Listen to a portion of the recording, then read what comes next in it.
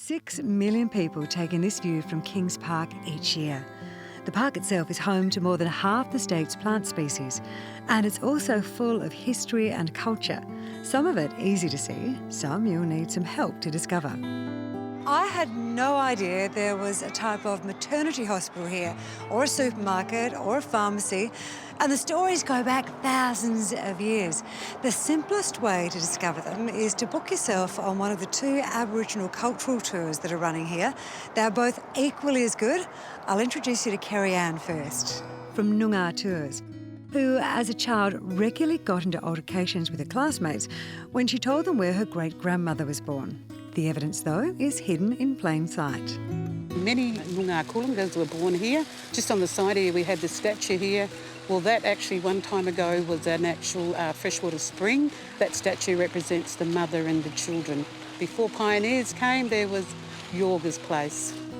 In fact, this story is the reason Perth has this oasis in the middle of prime real estate. Well, it was preserved because a particular Premier, the Lord Forrest at that time, had 2 Noongar elders that actually helped him navigate the country, and they told him that this was a special place for women and it was also a birthing place. So Lord Forrest had honoured their word and said, you know, we'll preserve and keep that place, especially for the Noongar Yorgas. One of Carrie Anne's favourite spots on her tour are the Banksy Trees. For her ancestors, these weren't just pretty to look at. There is about 65 different types of Banksy species here. My Noongar people would use them for many different types of uses. So there would be medicinals, there would be food, and also to carry fire with this particular type of Banksy. Carrie Anne's tours start here and they run for about an hour and go 5 days a week. Let's go and find Walter. Go Cultural Tours runs a couple of different length tours and you'll recognise anyone exploring with Walter immediately. I like this, Walter. Yeah, well, that's the kangaroo skin. We call it borka. Our old people would make clothing from it and you'd wear it during the Jilba season. In other words, the winter months.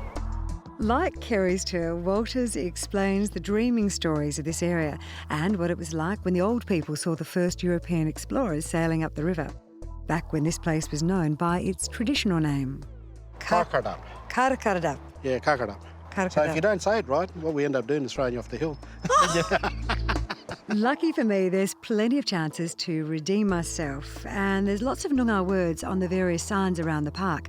And talking signs... It's amazing. This is a scar tree, Chrissy, and it's also a signpost for the Noongar people that gives indication when you're either in man's country or woman's country. What made it?